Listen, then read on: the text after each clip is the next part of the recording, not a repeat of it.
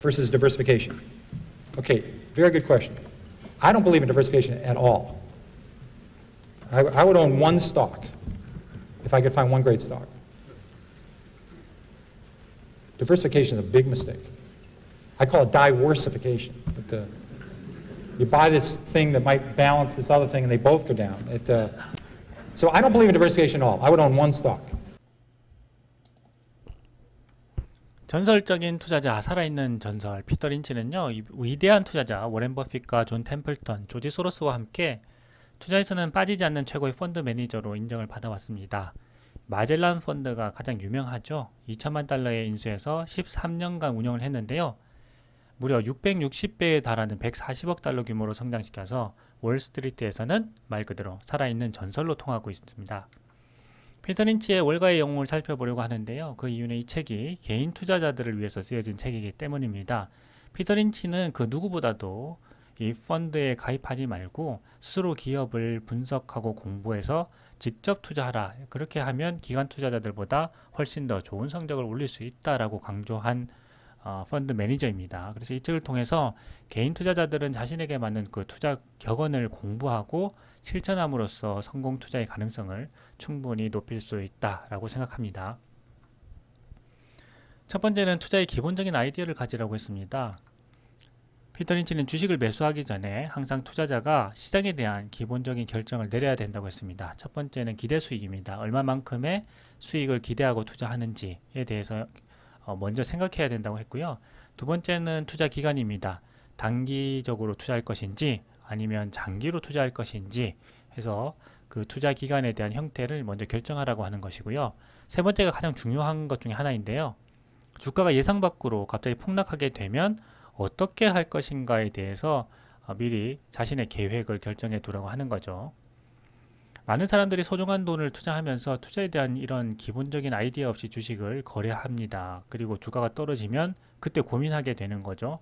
팔까 말까를 고민하다가 손해를 보는 경우가 많이 있는데요.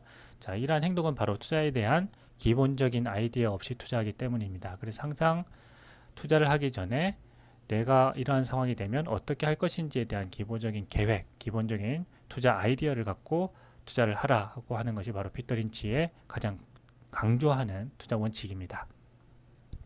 두 번째는 시장은 합리적이지 않다는 것입니다. 이 랜덤워크 가설과 효율적 시장 가설이 있는데요. 효율적 시장 가설은 시장에 모든 정보가 주어져 있기 때문에 투자 수익을 올릴 수 없다라고 하는 가설인데요. 처음에는 이 효율적 시장 가설을 많이 지지했지만 실제 주식시장에서 투자해 보니 이 효율적 시장 가설이 아니라 랜덤워크 가설이 맞더라 하고 결론을 내리게 됩니다. 이 시장의 주가 등락이 원래 비합리적이어서 예측할 수 없다는 거죠. 우리가 겉으로 봤을 때는 굉장히 합리적인 사람들도 주식시장에만 오면 비합리적이고 감정적으로 투자하는 경우가 있는데 이런 경우를 이야기하는 겁니다. 그래서 피터 린치는 경험적으로 나는 시장이 합리적이라고 보기 힘든 이상한 움직임을 이미 많이 목격했다라고 했습니다. 피터 린치뿐 아니라 앙드레 코스톨라니 역시 시장은 비합리적으로 움직인다라고 이야기를 했죠.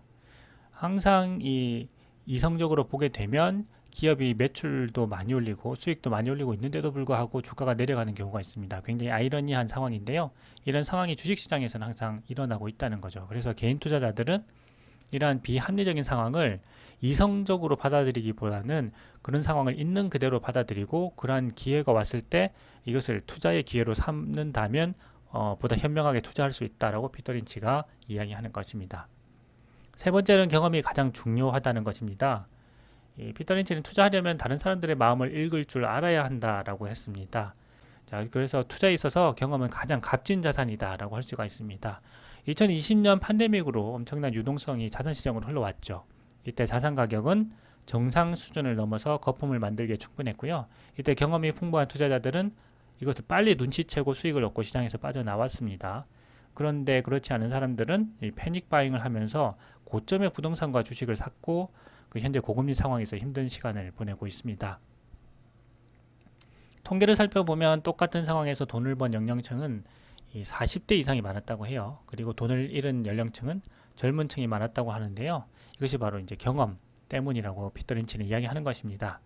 2020년 팬데믹 상황, 연준의 유동성 공급, 그리고 이 기준금리 인하와 인플레이션 발생, 그리고 또다시 기준금리 인상, 전쟁과 공급망 붕괴, 이러한 일들이 복합적으로 투자시장에서 일어나고 있죠. 그래서 이러한 상황에 대해서 열심히 경제 공부를 한다면 훌륭한 경험 자산이 될 수 있을 것입니다.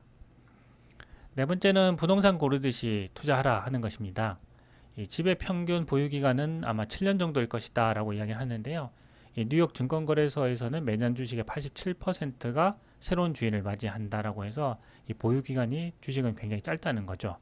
사람들은 주식을 보유할 때보다 집을 보유할 때 훨씬 마음이 편하다. 집을 내놓고 이사하려면 이사 트럭을 불러야 하지만 주식을 내놓을 때는 전화 한 통이면 충분하다라고 해서 왜 사람들이 이 부동산 거래에서는 수익을 얻지만 주식 거래에서는 수익을 잘 얻지 못하는지를 이야기하고 있습니다. 사람들이 부동산 시장에서는 돈을 벌면서 주식시장에서 곧잘 돈을 잃게 되는 것은 당연한 일이다 라고 이야기하고 있죠. 그래서 집을 고를 때는 몇 달의 시간을 쓰면서 주식을 선택할 때는 단지 몇 분만 들이기 때문이다 라고 하고 있죠. 그래서 충분히 심사숙고하고 공부하고 투자를 할 것을 이야기하고 있는 것입니다. 피터 린치는 사람들이 주식에 투자할 때 부동산을 고르는 것처럼 이 많은 시간과 노력을 하지 않는 것이 잘못되었다고 지적하고 있는 것입니다. 다섯 번째는 주식 투자자로서 성공할 자질을 가지라고 하는 것입니다. 주식 투자자로서 성공할 자질은 인내심, 자신감, 상식, 고통에 대한 내성, 초연함, 고집, 겸손, 유연성, 독자적으로 조사하려는 의지, 실수를 기꺼이 인정하는 태도, 전반적인 공포감을 무심하게 넘어갈 수 있는 태도 등이다 라고 했죠. 굉장히 이런 필요한 자질이 많다고 이야기했는데요. 사실 이 중에서 가장 중요한 것은 바로 인내심이죠. 피터 린치가 이야기한 주식 투자자로서 성공할 자질 중에 가장 첫 번째로 꼽은 것이 바로 인내심입니다. 많은 사람들이 훌륭한 기업을 선택하고도 주가가 내려가면 자신의 선택을 의심하기 시작합니다. 앞에서 이야기했듯이 주식시장은 비합리적입니다. 돈을 잘 버는 기업의 주가가 상승해야 한다는 법칙이 통하지 않는 것이죠. 그래서 논리적으로나 수학적으로 접근하려는 사람들이 실패하려는 이유가 바로 여기에 있습니다. 주식시장을 합리적으로만 이해하려고 하다 보면 인내심이 바닥나고 주가 하락이 계속되면 그만 손해를 보고 팔아버리게 되기도 하죠. 많은 미디어와 월가의 기관들이 부정적인 의견을 내면은 경험이 많이 없는 투자자들은 액면 그대로 이제 받아들이게 되고요. 월가의 투자은행들이 주식을 싸게 매집하려고 할 때 그런 과정을 거친다는 것을 경험으로 알기 전에는 당한 경우가 많습니다. 그렇기 때문에 항상 좋은 기업에 투자하고 기업의 펀더멘탈에 문제가 없다면 인내심을 가지고 계속 보유할 필요가 있는 것입니다. 주가가 내려갈 때 또 나의 선택을 의심할 것이 아니라 기업의 펀더멘탈에 문제가 있는지 없는지를 먼저 파악해야 하는 거죠. 자, 그래서 그러한 상황에서 주가가 내려갔는데도 기업의 펀더멘탈에 문제가 없을 때는 오히려 매수의 기회가 될 수가 있습니다. 여섯 번째는 역발상 투자가 필요하다는 것입니다. 진정한 역발상 투자자는 시장이 가라앉을 때까지 기다렸다가 아무도 거들떠 보지 않는 종목, 특히 월스트리트가 하품하는 종목을 매수한다 이렇게 이야기를 했습니다. 일곱 번째는 인간의 본성을 이해하라고 하는 것입니다. 인간은 태생적으로 투자 시점을 잘못 선택하기 쉬운 존재라고 이야기했습니다. 경솔한 투자자는 반대로 걱정과 충족감, 항복이라는 세 가지 감정 상태를 반복해서 경험하는데요. 이 시장이 하락하거나 경제가 후퇴하면 투자자는 걱정하느라 좋은 주식을 싼값에 살 때를 놓치게 된다고 합니다. 뒤늦게 비싼 가격에 주식을 매수하고 나면은 주가가 오른다는 이유로 또 충족감을 느낀다고 하죠. 바로 이때가 경제의 기초를 점검해야 되는 때라고 합니다. 마침내 경기 침체로 주가가 매수 가격 이하로 떨어지면은 굉장히 마음의 동요를 일으키면서 주식을 매도해 버리게 되는데요. 주식 투자에 성공하기 위해서는 이러한 인간의 본성을 먼저 이해해야 된다고 하는 것입니다. 린치는 인간의 본성에 거꾸로 역행해야만 투자에 성공할 수 있다고 강조하는 것입니다.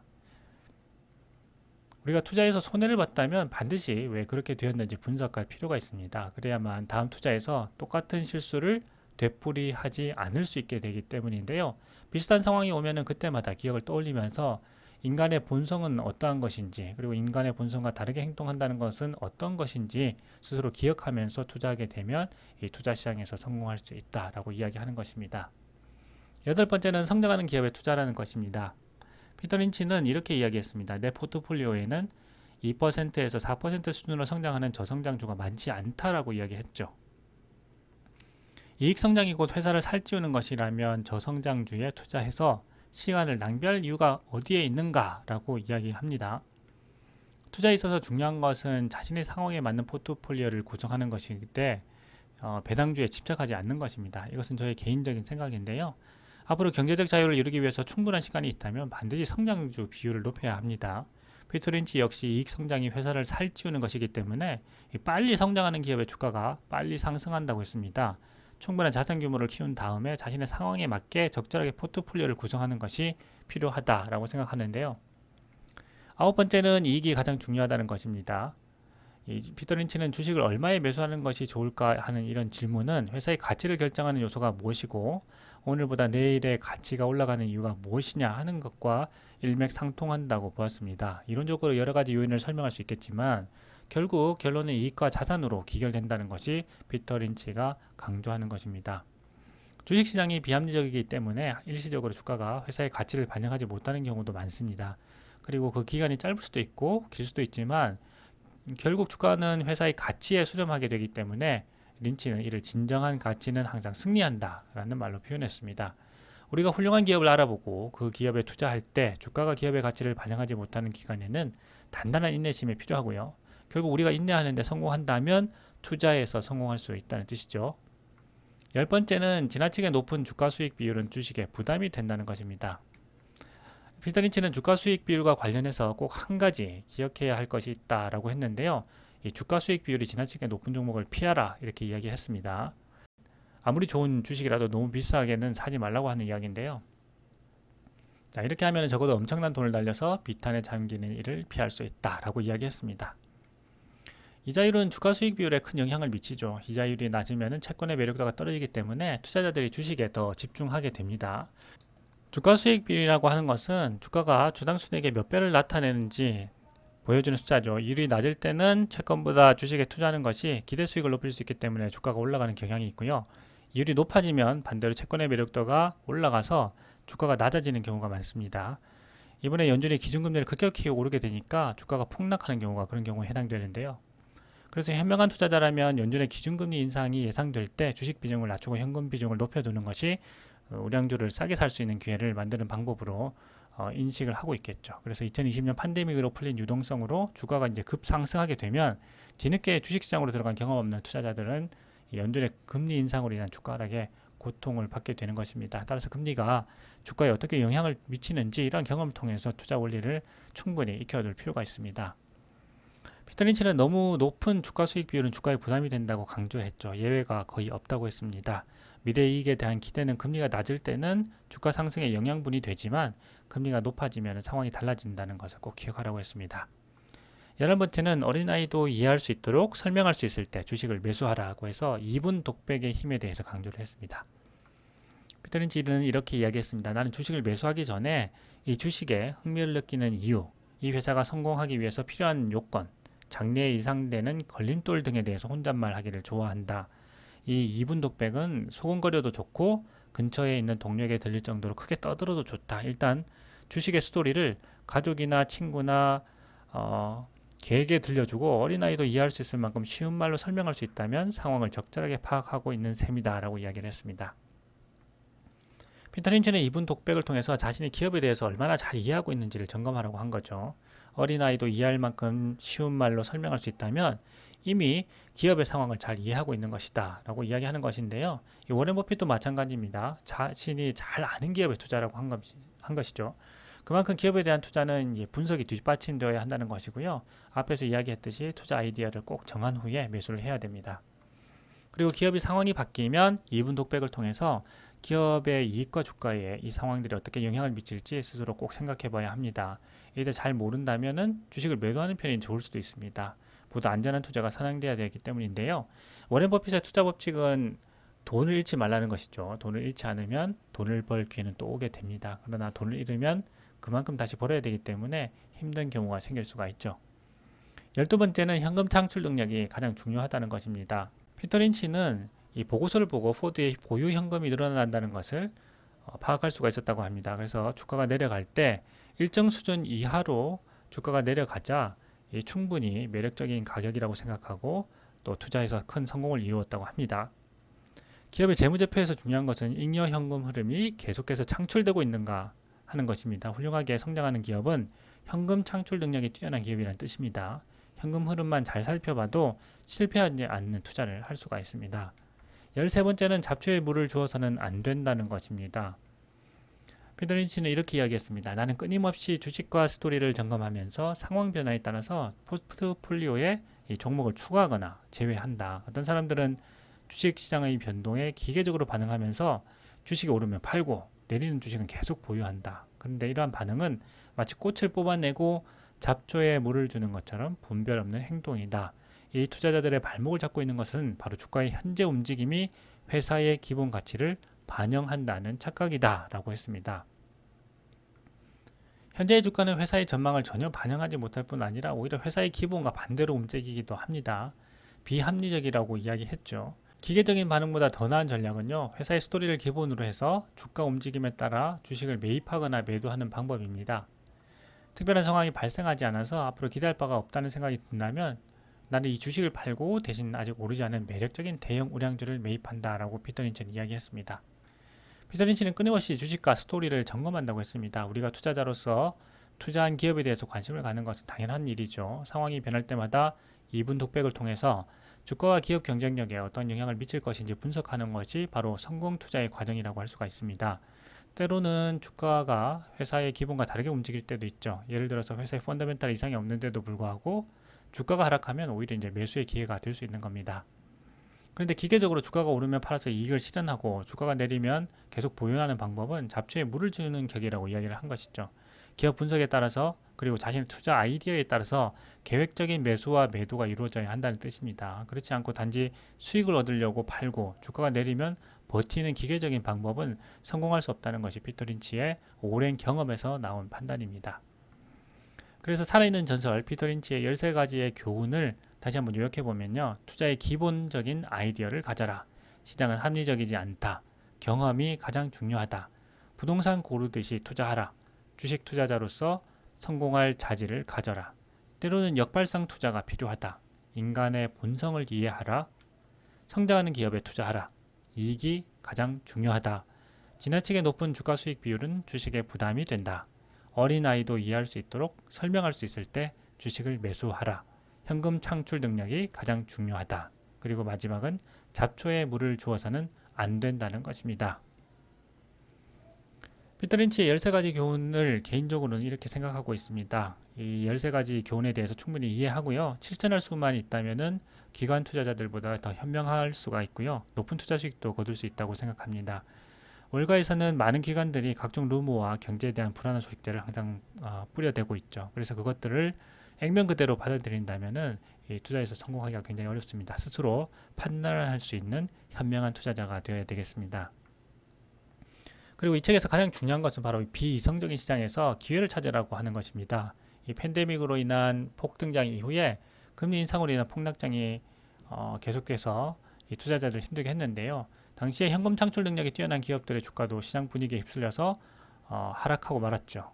그리고 여기에다가 이익을 취하려고 하는 공매도 세력까지 붙으면서 이 혼란스러운 카오스 같은 주식시장이 벌어졌는데요. 피터 린치의 말대로 비이성적인 시장에서 분명 기회가 존재하기 때문에 우리는 이 저평가된 기업들에 대한 투자를 끊임없이 공부하면서 기회를 찾을 수 있어야 된다 이렇게 생각하고요. 부자가 될 기회는 분명 우리 앞에 늘 존재합니다. 그래서 인간의 본성을 잘 이해하고요. 인간의 본성을 거스르는 투자 아이디어를 생각할 수 있다면 우리 모두는 투자에서 성공할 수 있다고 생각합니다.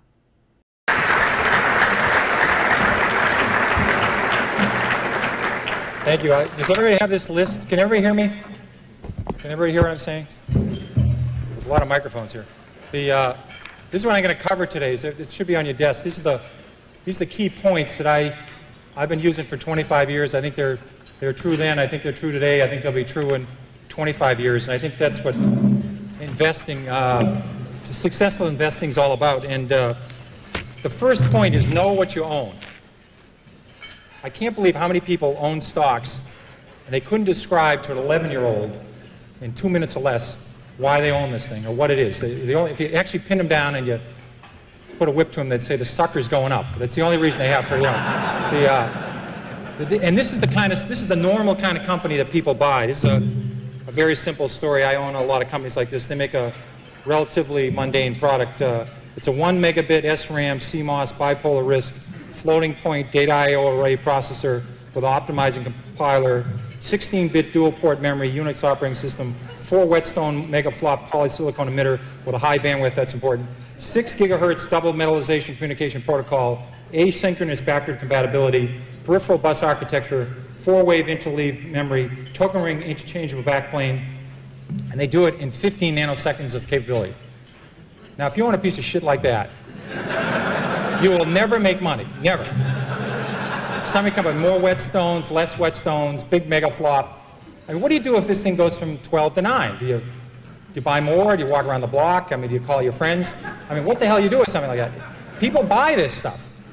I mean, I buy stuff like Dunkin' Donuts and Stop and Shop and CVS and made money in all those. And Sally Mae was just here, right before me. I mean, there was a stock I bought that they had a great name. It was Student Loan Marketing. I mean, who would ever buy anything like that? It was a great name. If you heard the story, I think if 100 people heard the story, in fact, we're all in that roadshow in 1983. I think if 100 people looked at Sally Mae, they would have bought it, but 100 people wouldn't look at it because imagine loaning money to students. Imagine doing anything with students. It was a great story. It was simple, and no one looked at it. So that's the kind of stocks I like to buy. But I'm telling you, people don't do this. And I'm talking sophisticated people, unsophisticated people. They don't know what the company is, what's the story. And it's very important to know it because it doesn't always work, and you have to keep posted. Now, here's a big point. Remember this one. It's futile to predict the economy, interest rates, and stock market. I mean, people keep trying to do this. I mean, this would be useful. I would love to know when we're going to have a recession. I'd love to know when interest rates are going to go up or down.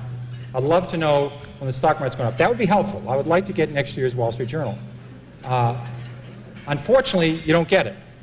I remember in 1982, we had a lot of people in this room around for 82. We had 20% prime rate, 15% long governments, double-digit unemployment, double-digit inflation. I don't remember anybody telling me about that in 1980. I don't remember anybody telling me about that in 1981. But in 83, I remember they said, well, the economy's bounced back. We're in a recession in 85. In 85, they said we have a recession in 86. In 87, something happened in October 87. I forget what something happened in October 87. Celtics lost 7 in a row. Something bad in 87. They said for sure we'll have a recession in 88. And they said 89 for sure we'll have a recession. And then 90, we're supposed to have the so-called soft landing, which we never had. So I've always said if you spend 13 minutes a year on economics, you've wasted 10 minutes.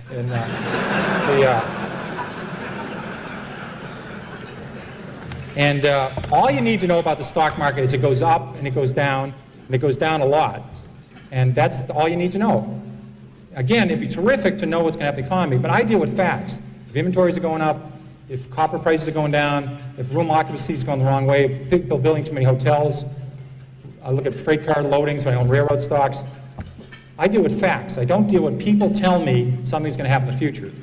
You might as well call the psychic hotline for that stuff to get a better average at diversification. Okay, very good question. I don't believe in diversification at all. I would own one stock if I could find one great stock. Diversification is a big mistake. I call it diversification. You buy this thing that might balance this other thing and they both go down. So I don't believe in diversification at all. I would own one stock.